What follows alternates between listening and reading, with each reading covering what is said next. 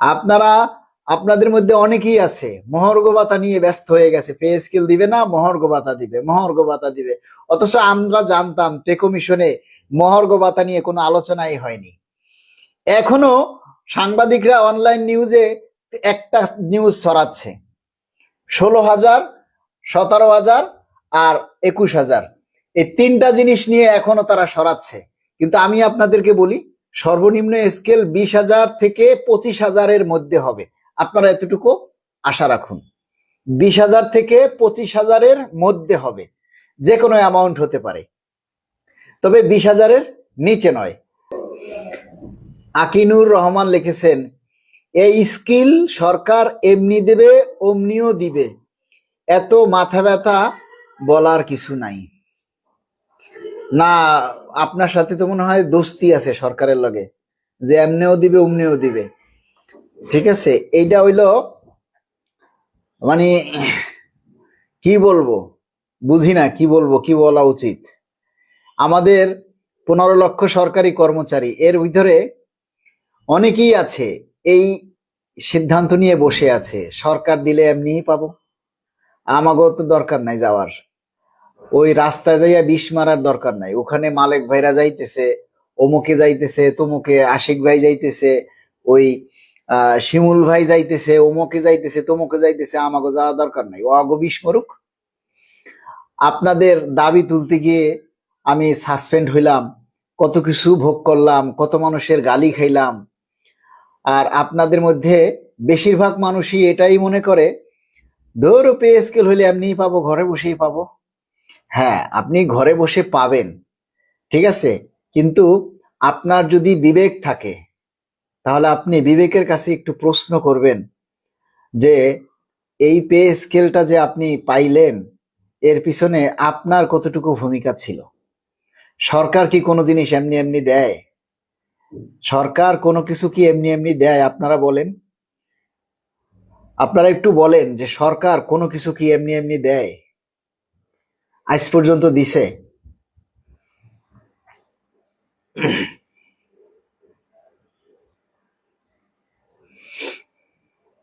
এক বুক জ্বালা নিয়ে বন্ধু তুমি কেন একা বয়ে বেড়াও, কিছু ব্যথা আমায় দাও। বাহ, সুন্দর কথা।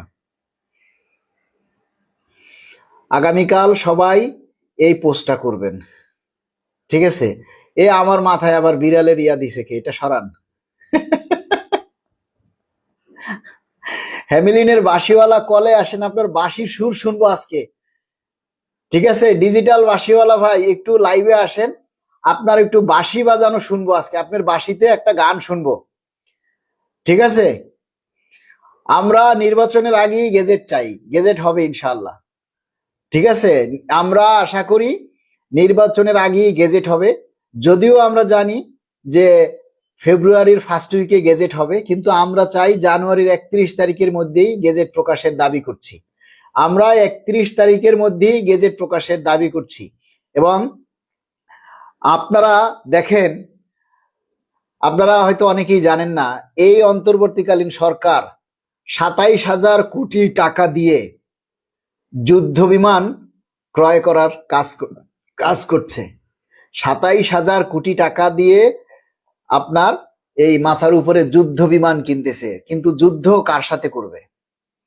যে যুদ্ধটা এখন যুদ্ধ বিমান কিনবে 27,000 কোটি টাকা দিয়ে, সেই যুদ্ধ বিমান কার সাথে যুদ্ধ করবে? অথচ আমরা যে প্রতিদিন যুদ্ধ করছি, সংসারের সাথে যুদ্ধ করছি, সংসারের অভাবের সাথে যুদ্ধ করছি, ছেলে মেয়ের পড়াশোনার সাথে যুদ্ধ করছি, বাবা মায়ের অসুখের সাথে যুদ্ধ করছি, অভাব দারিদ্রতার সাথে যুদ্ধ করছি, আমরা সংসার চালাতে পারছি না, দ্রব্যমূল্যের ঊর্ধ্বগতির সাথে যুদ্ধ করছি। কই, তার সমাধান তো আপনারা দিচ্ছেন না। আপনারা সেই সমাধানটা না দিয়ে আপনারা 27,000 কোটি টাকা দিয়ে আপনারা যুদ্ধ বিমান কিনতেছেন। আরে ভাই, যুদ্ধ বিমান দিয়ে বাংলাদেশে কার সাথে যুদ্ধ করবেন? বাংলাদেশ কি এখন কোন দেশ আক্রমণ করতেছে যে না আমাদেরকে যুদ্ধ বিমান কিনতে হবে এত হাজার হাজার কোটি টাকা দিয়ে? বাংলাদেশের যে যুদ্ধ বিমান, সেই যুদ্ধ বিমানগুলোই তো ধসে ধসে পড়ে, সেগুলোই তো ব্যবহার নাই। বাংলাদেশের যে যুদ্ধ বিমান বর্তমানে আছে সেগুলির তো ব্যবহার নাই, এবং ব্যবহার না থাকার কারণে সেগুলি প্রশিক্ষণ করতে উপরে উঠে সেগুলি ক্রাশ হয়ে, দেখছেন আপনারা, একটা স্কুলের উপরে পড়ে অসংখ্য ছেলে মেয়ে মারা গেছে। আবার আপনারা হাজার হাজার কোটি টাকা দিয়ে যুদ্ধ বিমান কিনবেন এবং সেটা বাংলাদেশের মাটিতেই পড়ে থাকবে, আবার কয়েক বছর পর সেটাও তা মানে অকেজো হয়ে যাবে। এই যুদ্ধ বিমান না কিনে এদেশের মানুষের ভাগ্য উন্নয়ন করেন, এদেশের মানুষকে যুদ্ধ করার মতো হাতিয়ার হিসাবে তৈরি করেন, এদেশের কয়েক লক্ষ যুবককে যুদ্ধ করার জন্য তাদেরকে প্রশিক্ষণ করেন, তাদেরকে ট্রেনিং করান, যেগুলি কাজে আসবে। আমরা এই যে 10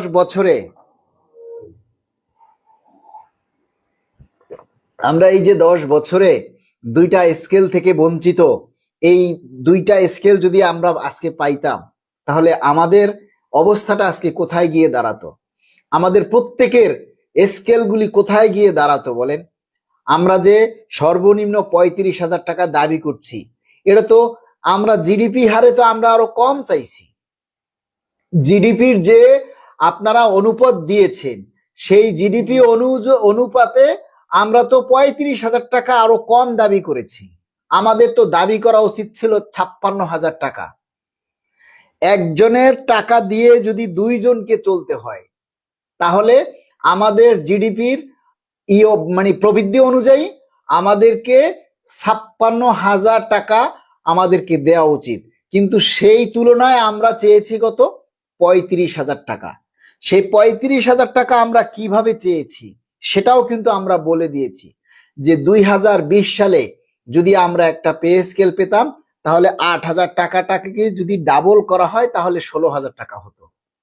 আবার 2025 সালে এসে সেই 16,000 টাকাটাকে যদি 25 সালে এসে আপনি ডাবল করেন তাহলে 16 দুগুণে 32,000 টাকা হয়। তাহলে আপনারা আমাদেরকে 32,000 টাকা কেন দিবেন না? দ্রব্যমূল্যের দাম কিন্তু ওই 32,000 টাকা অনুযায়ী বৃদ্ধি পেয়েছে, পায় নাই? 32,000 টাকার অনুযায়ী কিন্তু দ্রব্যমূল্যের বৃদ্ধি পেয়েছে। এখন আপনারা যদি আমাদেরকে সেই 32,000 টাকার নিচে দেন, দিয়ে এখন পে স্কেলের গেজেট করেন, তাহলে আবার সেই বৈষম্য রয়ে যাবে, আবার সেই বৈষম্যটা কিন্তু থেকে যাবে। তাই এই বৈষম্যটা আমরা চাই না।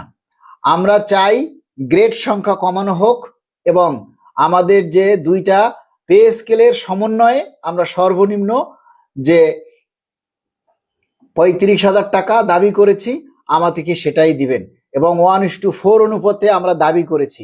1:4 অনুপাতে না হোক 1:5 দেন, 1:6 দেন, কিন্তু আমরা যেটা শুনছি 1:8, 1:8 অনুযায়ী যদি আপনারা দেন তাহলে তো সেই বৈষম্য আবার থেকে যাবে, আবার সেই বৈষম্য থেকেই যাবে। আমরা সর্বনিম্ন চেয়েছি 35,000 টাকা আর সর্বোচ্চ চেয়েছি 1,40,000 টাকা। আপনারা সর্বোচ্চটা ঠিক রাখতেছেন, আমরা যতটুকু খবর, যতটুকু তথ্য অনুযায়ী আমরা জানি যে আপনারা উপরেরটা 1,40,000 টাকা আপনারা ওইটা ঠিক রাখতেছেন, কিন্তু নিচের যেটা সেটাকে আপনারা আপগ্রেড করে বেশি করতে পারতেছেন না। এটার জন্য আমরা নিন্দা জানাবো। যদি আমাদের এই চাওয়া অনুযায়ী দুইটা পে স্কেলের সমন্বয়ে যদি আমরা পে স্কেল না পাই তাহলে আমাদেরকে সেই আবার আগের মতোই ঠকানো হবে। আজকে আমি এখন কিছু আপনাদের কমেন্টস পড়ি। রিফাত হাসান, কমেন্টস গুলি উঠে যায়। রিফাত হাসান লিখেছেন, কোথায় চলে গেল?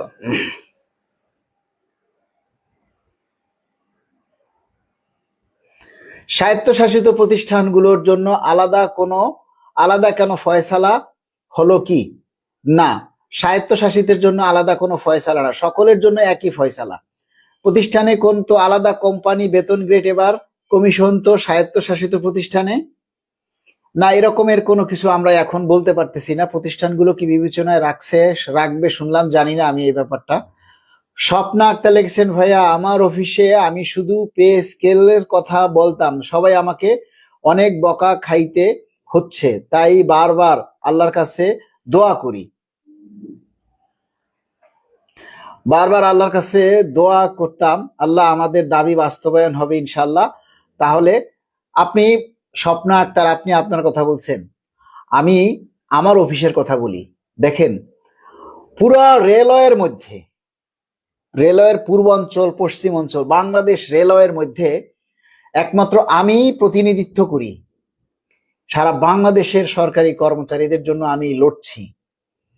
আমার হসপিটালে, আমার পক্ষে, আমার অফিসে কেউ আমার আমাদের এই নিয়ে কথা উঠলেই তাহলে ক্রেডিটটা আমাকে দিতে হয়, কিন্তু তারা ক্রেডিটটা আমাকে দিতে রাজি না, তারা আমার বিরোধিতা করে। আমি তাদেরকে সেদিন এই কথাটা বলেছি যে হয়তো নির্বাচনের আগে ফেব্রুয়ারি ফার্স্ট উইকে গেজেট হবে। একজন আমাকে ক্ষিপ্ত হয়ে উঠলো, হ্যাঁ এখন নির্বাচন নিয়ে সবাই ব্যস্ত থাকবে, কোনো দিকে কান দিবেন না, আর আপনি আসছেন এখন পে স্কেলের গেজেট নিতে, হ্যাং ত্যাং। তা আমি তারে বললাম যে ভাই, যদি গেজেট হয় আপনি কি নিবেন না? আপনি যে লাভ দিয়ে উঠলেন, আমি অফিসে গিয়ে কি করি? আমার কাজ করি। আপনি অফিসে গিয়ে কি করেন? আপনার কাজ করেন। আপনার অফিসের বস কি আপনার কাজ করে না আপনার অফিসের বসের কাজ করে? প্রত্যেকের কাজ আলাদা না ভাই? প্রত্যেকের কাজই তো আলাদা আলাদা, আলাদা আলাদা করেন না প্রত্যেকের কাজ? তাহলে নির্বাচন পরিচালনা করার জন্য নির্বাচন কমিশন করে দেওয়া হয়েছে। নির্বাচন কমিশন নির্বাচন পরিচালনা করবে। পে কমিশন বাস্তবায়নের জন্য আলাদা একটা পে কমিশন করে দিয়েছে সরকার। এই পে কমিশন কি করবে? এই পে স্কেল বাস্তবায়নের জন্য যা যা করা দরকার তা করবে। অর্থ মন্ত্রণালয়ের কাজ কি? সারা বাংলাদেশের যত ডিপার্টমেন্ট আছে, যে যারা নির্বাচন পরিচালনা করবে, তারপর যারা পে স্কেলের কাজ পরিচালনা করবে, সবার জন্য কি করবে? অর্থ মন্ত্রণালয়ের কাজ কি? অর্থ বরাদ্দ দেয়া। তাদের অন্য কোনো কাম নাই, তাদের একটাই কাম, অর্থ মন্ত্রণালয়ের কাম একটাই, তারা অর্থ বরাদ্দ দিবে। কার কত টাকা লাগবে আসো আমার কাছ থেকে এসে নিয়ে যাও। অর্থ মন্ত্রণালয়ের কাজ হচ্ছে এটা। তাহলে নির্বাচনের কাজ যদি পরিচালনার জন্য নির্বাচন কমিশন থাকে, পে স্কেল বাস্তবায়নের জন্য যদি পে কমিশন থাকে, তাহলে নির্বাচনের সাথে পে কমিশনের পে স্কেল বাস্তবায়নের কেন সম্পৃক্ততা থাকবে? নির্বাচনের কাজ নির্বাচন করবে, পে স্কেলের কাজ পে স্কেলে করবে, পে কমিশন করবে। তাহলে এখানে বাধাটা কেন আসবে? আপনি কেন আমার উপরে উত্তেজিত হইলেন? তাহলে আপনি চান না পে স্কেল হোক? এরকম ভাই প্রতিটা অফিসেই এরকম কিছু দালাল থাকে, যারা পূর্বে ছিল ফ্যাসিস্ট, এখন বিএনপির আমলে যখন দেখে যে এখন দেশের সবাই একদিকে, প্রশাসন থেকে শুরু করে সবাই এখন একটা দিকে ঢালা লইছে, তখন তারাও সোর বদলাইয়া তারাও এখন সেই ঢালার দিকে রওনা দিছে। কিন্তু আমি আপনাদেরকে একটা কথা বলেছি, সামনে আছে নির্বাচন, দিতে হবে ভোট, অনেকেই কিন্তু ধরিয়ে দিবে 1000 টাকার নোট। এই নোটের গন্ধে যদি আপনি ভুলে যান পূর্বের ইতিহাস, নির্বাচনের পরে কিন্তু ধরিয়ে দিবে লম্বা লম্বা বাস। কথাটা কি বুঝাইতে পারছি? কথাটা কিন্তু ছোট। সামনে আছে নির্বাচন, দিতে হবে ভোট, ঠিক আছে? কাকে ভোট দিবেন? ভোট দিবেন না? সামনে আছে নির্বাচন, কাকে দিবেন ভোট? অনেকেই আছে ধরিয়ে দিবে 1000 টাকার নোট। টাকার গন্ধে যদি আপনি ভুলে যান পূর্বের ইতিহাস, নির্বাচনের পরে কিন্তু ধরিয়ে দিবে হাতে লম্বা লম্বা বাস। কেননা আপনি যদি টাকার বিনিময়ে কাউকে ভোট দেন, ভোটের পরে সে জিতে গিয়ে কইবে যে এই শালার বেটা, তোরে তো টাকা দিয়ে ভোট কিনে আনছি, তুই কি আমার এমনি ভোট দিছস? যা ভোট। আইসে দাবি লইয়া, কাজ লইয়া, গুল্লি মারাগা। তুই যদি আমারে ফ্রি ভোট দিতি, আমাকে ভালোবেসে ভোট দিতি, তাহলে তো আর আমার টাকা খরচ করা লাগতো না। আমি 20 কোটি টাকা নির্বাচনে খরচ করছি, আমার সেই টাকা তুলতে হবে না? তাহলে সেই টাকা আপনারা যদি কেউ মনে করেন যে আপনারা 1000 টাকা পেয়ে, 500 টাকা পেয়ে, 2000 টাকা পেয়ে কাউকে ভোট দিবেন, তারা মনে করবেন আপনি 5 বছরের জন্য ওই 2000 টাকাই লাভ পাইলেন। ওই 2000 টাকার বেশি আপনি তার কাছ থেকে কোনো কাজ পাইবেন না, কারণ আপনি বিক্রি হয়ে গেছেন ওই 2000 টাকায়। সুতরাং ভেবে চিন্তে ভোট দিবেন, যোগ্য প্রার্থী, সৎ প্রার্থী দেখে আপনারা ভোট দিবেন। আমার ভোট আমি দেব, যাকে খুশি তাকেই দেব, কিন্তু এমন কাউকে দেব না যার দ্বারা আমার উপকার হবে না, যার দ্বারা আমাদের উপকার হবে না। এই কথাটাকে ভাবতে হবে, এটা আপনাদেরকে ভাবতে হবে। দেখেন আজ পর্যন্ত এই যে আমরা এত লড়াই করছি, এত কিছু করছি, কোন দল কি আইসা আমাদেরকে বলছে, আজ পর্যন্ত আপনাদেরকে বলছে, ঘোষণা দিছে যে না আমরা নির্বাচনে জিতে আপনাদেরকে পে স্কেল দিব বা এইটা দিব বা ওইটা দিব? কেউ কি বলছে? কেউ কিছু বলে নাই। তাহলে আমরা আমাদের দাবির অধিকার যদি আমাদের কি আদায় করতে হয়, প্রয়োজনে আমরা ভোট দিব না, না ভোট দিব, দরকার হয় কাউরে ভোট দিব না, যোগ্য প্রার্থী না পাইলে প্রয়োজনে কাউকে ভোট দিব না। কিন্তু আমাদের দাবি যদি আমাদের কি আদায় করতে হয়, তাহলে আমরা সেই অনুযায়ী আমরা প্রার্থী সিলেক্ট করব। আপনারা কেউ বিবেককে বিক্রি করবেন না। সবাইকে শুধু একটা কথাই বলবো, সামনে আসছে নির্বাচন, কাকে দিবেন ভোট, নিজের বিবেকটাকে কখনো বিক্রি করবেন না দোস্ত, ঠিক আছে? কেউ নিজের বিবেক বিক্রি করবেন না। সামনে নির্বাচন, আপনার ভোট আপনি দেবেন, কিন্তু কারো কাছে নিজের মাথাটাকে বিক্রি করবেন না, বুঝে শুনে ভোট দিবেন। আর আপনারা সবাই এই শেষ মুহূর্তে এসে আপনারা দাবিগুলোকে আরো বেশি করে জোরালো ভাবে তুলে ধরুন, জোরালো ভাবে সবাই বেশি বেশি করে দাবিটা তুলে ধরুন। কারণ শেষ ভালো যার সব ভালো তার, এই কথাটা কিন্তু আপনাদের সবাইকে বুঝতে হবে যে শেষ ভালো যার সব ভালো তার। আমাদের দেখবেন যে আমাদেরকে যারা বাজে মন্তব্য করে, আমাদেরকে যারা এটা সেটা বলতো, তাদের সংখ্যা কিন্তু কমে গেছে। একটা জিনিস খেয়াল করছেন, সে বাজে মানুষ কিন্তু কমে গেছে। আসসালামু আলাইকুম।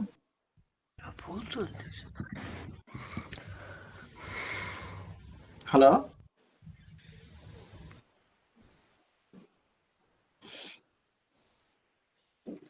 গিয়াসউদ্দিন ভাই লিখেছেন, মালিক ভাই আমরা যারা বেতনের শেষ ধাপে, আমরা কি উচ্চতর গ্রেড পাবো না? এই ব্যাপারে এখন আমি কোনো সলিউশন দিতে পারবো না দাদা, কারণ গেজেটে হলে গেজেটের মধ্যেই সবকিছু লেখা থাকবে।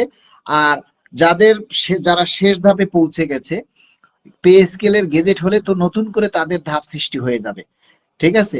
এবং আমরা চাই পে স্কেলের ক্ষেত্রে সামনে যাতে আর কারো ধাপ শেষে কারো বেতন বৃদ্ধি যেন বন্ধ না হয়। এবং আরেকটা জিনিস আপনারা দাবি করবেন যে শিক্ষা ভাতার ব্যাপারে, যতদিন ছেলে মেয়েরা পড়াশোনা করবে ততদিন যেন শিক্ষা ভাতা চালু থাকে, যতদিন ছেলে মেয়ে পড়াশোনা করবে ততদিন তাদের যেন শিক্ষা ভাতা চালু থাকে। চাকরি আছে যতদিন, বেতন ইনক্রিমেন্ট চাই ততদিন, ঠিক আছে? এই একটা কথাও আপনারা সবাই তুলে ধরবেন যে চাকরি আছে যতদিন, ইনক্রিমেন্ট চাই ততদিন। শিক্ষা ব্যবস্থা, শিক্ষা পড়ালেখা চলবে যতদিন, শিক্ষা ভাতা চাই ততদিন। গহর আজিজ ভাই, আজ কোনো বাজে মন্তব্য হয়নি। দেখেছেন, যারা বাজে মন্তব্য করেছিল তারা হারিয়ে গেছে, তারা হারিয়ে গেছে। তারা হয়তো যে দেখতেছে চারিদিকের যে খবর, এগুলি তো তারা দেখে, বুঝেন নাই? যার কারণে তারা এখন পলাইছে, কারণ লজ্জায় মুখটা কোথায় লুকাবে। তারপরও বাকি লজ্জাটা আল্লাহ যেন তাদেরকে দেয়। সেজন্য আমরা চাই আল্লাহ যত দ্রুত সম্ভব আমাদের পে স্কেলের গেজেটটা তুমি জারি করে দাও ইয়া রাব্বুল আলামিন। আমরা 10টা বছর কষ্ট করছি, আমরা 10টা বছর দ্রব্য মূল্যের সাথে আমরা লড়াই করছি, যুদ্ধ করছি। আমরা খেয়ে না খেয়ে নিজের মান সম্মান বজায় রাখার জন্য আমরা না খেয়েও কাউকে বলতে পারিনি যে না আমি খাইনি।